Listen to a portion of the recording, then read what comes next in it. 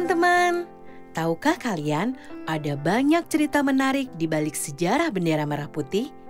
Ayo kita simak bersama ceritanya.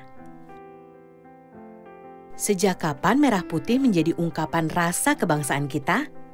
Menurut Muhammad Yamin, pahlawan nasional dan tokoh pergerakan Indonesia, warna merah dan putih telah digunakan masyarakat Nusantara sejak 6.000 tahun lalu.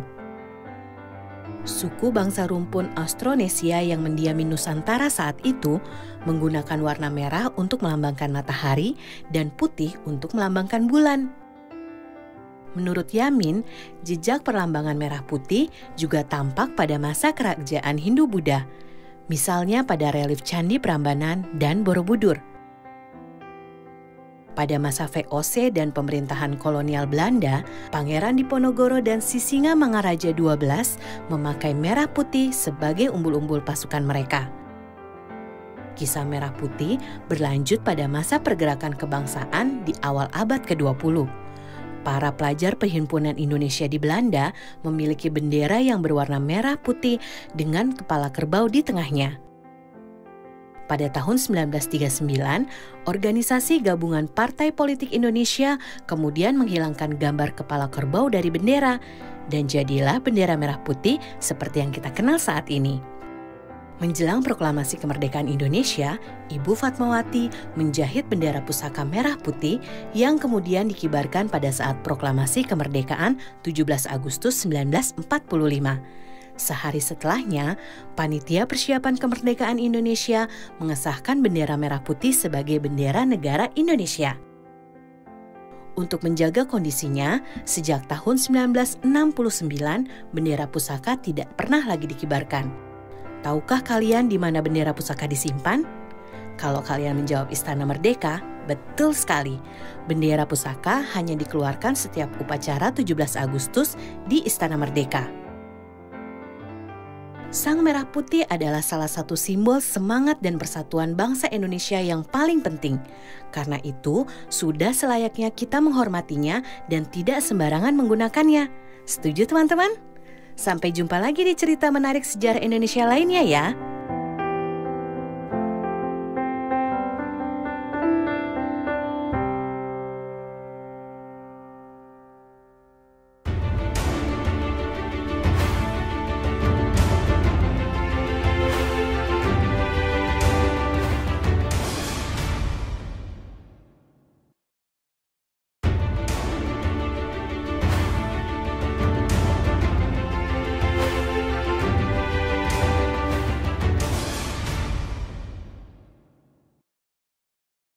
Di ruang kelas, kita selalu melihat lambang negara Garuda Pancasila.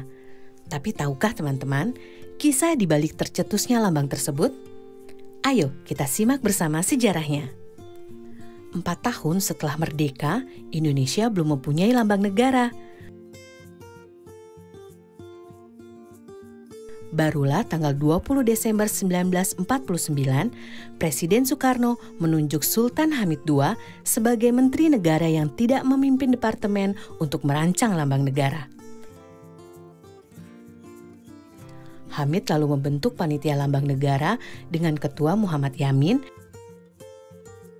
dan anggota yang terdiri dari Ki Hajar Dewantara, Muhammad Nasir, M.A. Pelupesi, dan Purbacaraka. Mereka bertugas menyeleksi rancangan lambang negara dari sayembara yang diadakan pemerintah. Dari hasil sayembara, ternyata rancangan yang terpilih adalah karya Sultan Hamid II dan Muhammad Yamin. Namun, pemerintah menolak rancangan Yamin karena dianggap mengandung simbol-simbol Jepang. Hamid menggambar figur burung Garuda berdasarkan masukan Ki Hajar Dewantara yang mengumpulkan gambar mitologi Garuda dari beberapa candi di Jawa. Sketsa itu juga dibuat berdasarkan pengamatannya pada lambang-lambang negara lain yang menggunakan burung elang Raja Wali dengan perisai di dada. Gambar rancangan Hamid diterima pemerintah tanggal 10 Februari 1950. Lalu, 11 Februari 1950, Garuda Pancasila ditetapkan sebagai lambang negara Indonesia. Presiden Soekarno kemudian menyempurnakan 3 hal dari sketsa Hamid. Pertama, menambahkan jambul di kepala Garuda. Kedua, mengubah arah cakar Garuda supaya tidak terlihat terbalik. Ketiga, mengganti pita merah putih dengan pita bertuliskan Bhinneka Tunggal Ika dalam cengkraman Garuda. Akhirnya, setelah 4 kali dilukis ulang oleh Dullah, pelukis istana saat itu, sketsa karya Hamid menjadi lambang negara seperti yang kita kenal sekarang. Jumlah helai bulu pada sayap, ekor, dan leher Garuda melambangkan tanggal proklamasi kemerdekaan. Di dadanya terpampang Pancasila sebagai dasar negara, dan kakinya mencengkram kuat Bhinneka Tunggal Ika sebagai semboyan negara kita.